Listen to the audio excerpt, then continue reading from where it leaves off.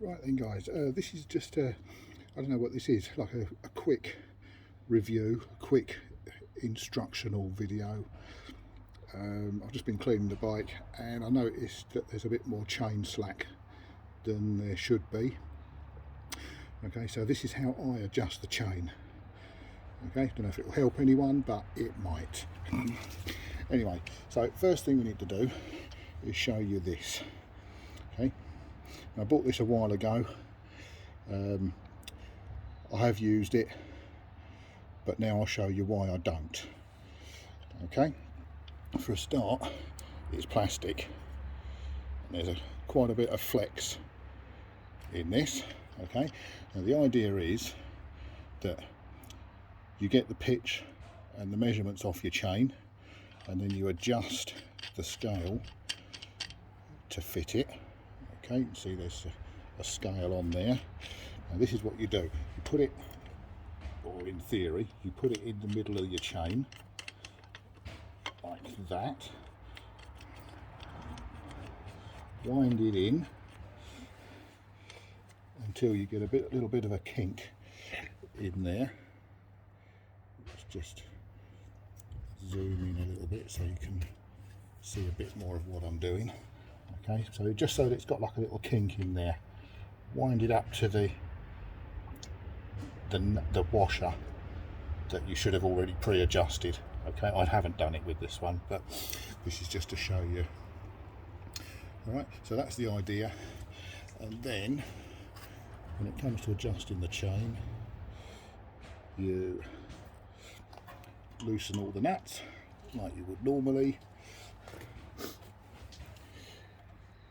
Okay, and then wind the chain out until there's a bit of tension on it, like a almost so they're just taking the slack out of it. Okay, do everything up, jobs are good. All right, now then, having used this a couple of times, I've decided that the best way of using this is, take that off, get rid of it. It's plastic, there's far too much flex in it, and you can't get a consistent chain adjustment. Okay, this is how I do it. Loosen the nuts, loosen the centre nut. Okay, and then what you're looking for is between 25 and 30 mil of slack.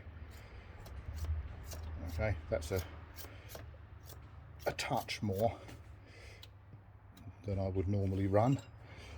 Okay, so then once everything's slack, just literally just wind it out just a touch, because all you're doing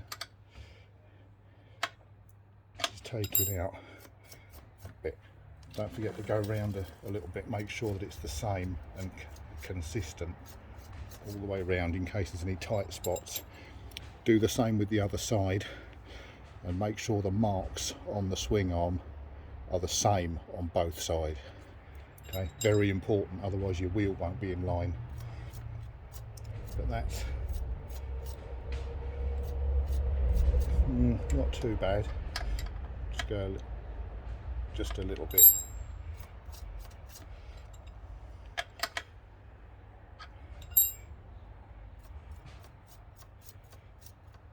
Okay, so I'll just go around the other side and check that.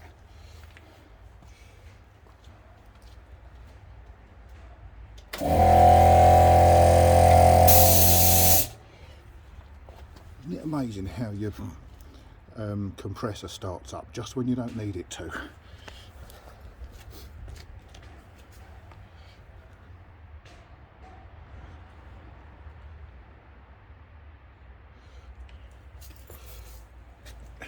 Excuse my head in the way. Okay, that's about right. I hope I ain't got any dandruff. Right, so that's that bit done. Okay, that's just pushing back slightly on here. And now what you want to do is tighten it up.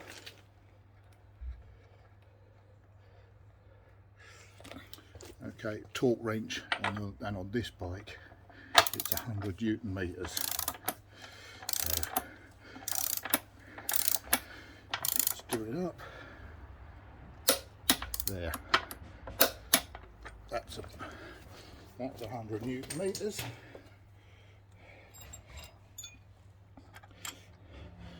Do up the locking nuts.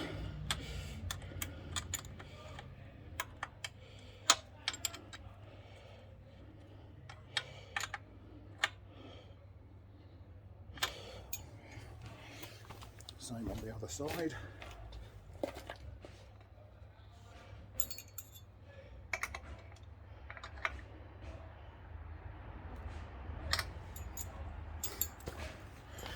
Okay, that is about it. Measurements the same.